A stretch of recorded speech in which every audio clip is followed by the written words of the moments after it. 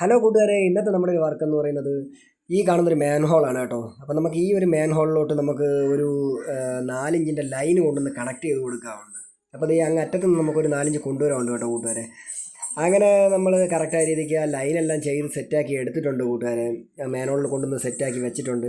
അപ്പോൾ നമ്മളിതിപ്പം മുകളിൽ കൂടെയാണ് കേട്ടോ ലൈൻ ഇട്ടിരിക്കുന്നത്, കാരണം ഇവിടെ ഒരുപാട് മണ്ണ് വീഴാനൊക്കെ ഉണ്ട്.